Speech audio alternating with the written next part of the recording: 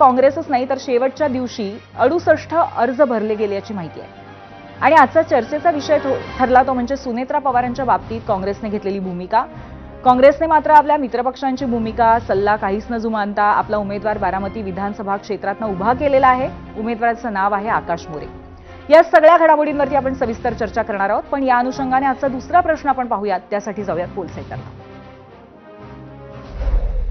आजचा 0 आवरचा दुसरा प्रश्न आहे, आमदार आणि खासदारांच्या मृत्यूनंतर होणारी पोटनिवडणूक बिनविरोध व्हावी का?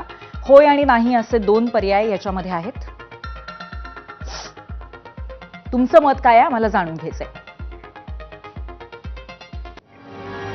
आता हा प्रश्न आम्ही विचारण्याचं कारण, बारामतीची होऊ घातलेली निवडणूक ज्यात राष्ट्रवादी काँग्रेस पक्षाच्या उमेदवार आहेत अजित पवारांच्या पत्नी सुनेत्रा पवार।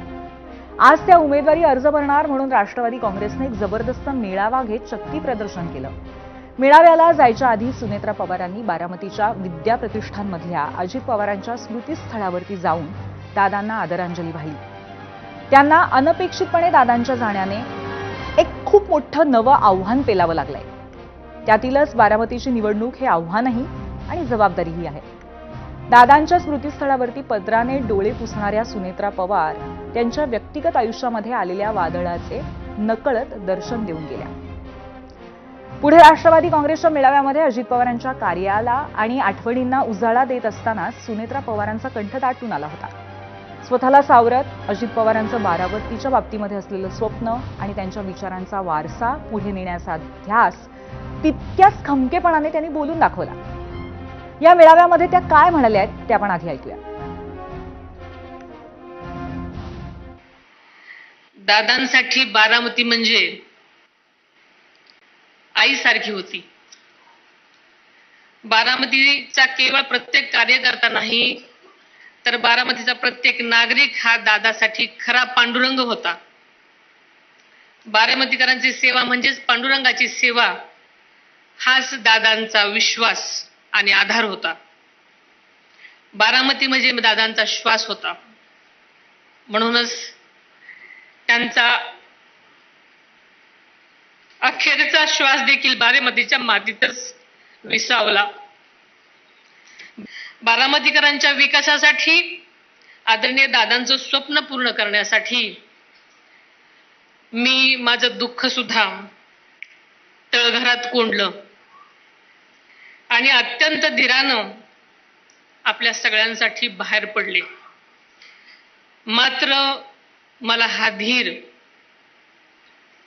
तुम्हा बारामतीकडे बघूनच आला आहे। तुमचं प्रेम, तुमचा पाठिंबा, तुमची साथ हीच माझी शक्ती आहे।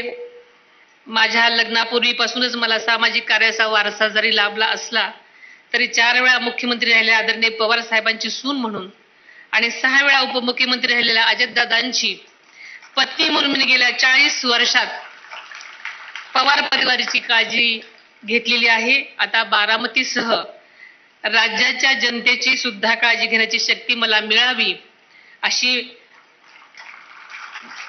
ईश्वराकडे प्रार्थना करते।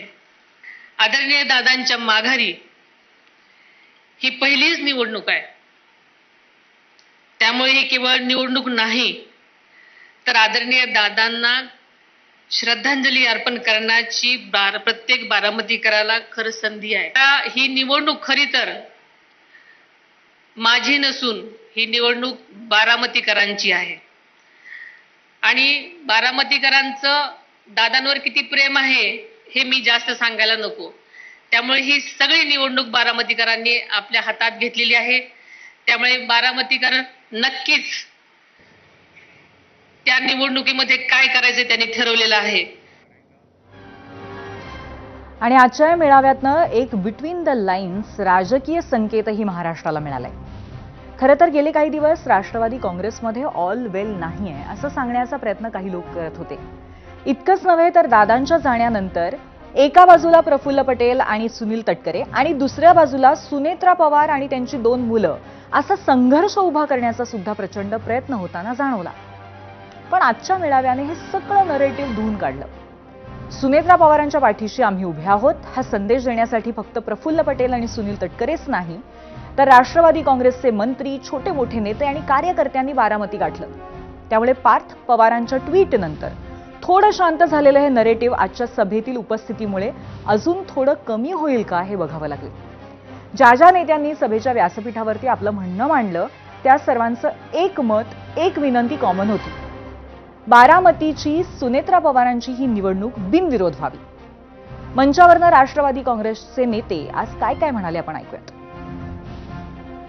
अजितदादांच्या नंतर अजितदादांनी या विधानसभासाठी केलेलं काम, त्यांनी या शहरावर आणि या मतदारसंघावर केलेलं प्रेम आणि राज्यभरासाठी त्यांचं असलेली छाप, ही सगळी पाहता ज्यांनी ज्यांनी आपले उमेदवारी अर्ज भरलेले असतील त्यांना हात जोडून आमची विनंती आहे की त्यांनी आपले उमेदवारी अर्ज परत घ्यावेत आणि ही निवडणूक ही बिनविरोध करावी अशी तमाम राष्ट्रवादी काँग्रेस पक्षाच्या मार्फत आम्ही त्यांना विनंती करतो. वहिनींना मोठ्या फरकानं विजयी करू.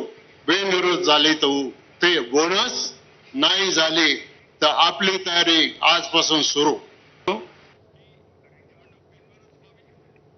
आणि याबरोबरच 0 आवरमध्ये एक छोटासा ब्रेक घेणार आहोत. आणखीन काही महत्त्वाच्या बातम्या, काही अपडेट्स बघूयात. पाहत रहा एबीपी माझा.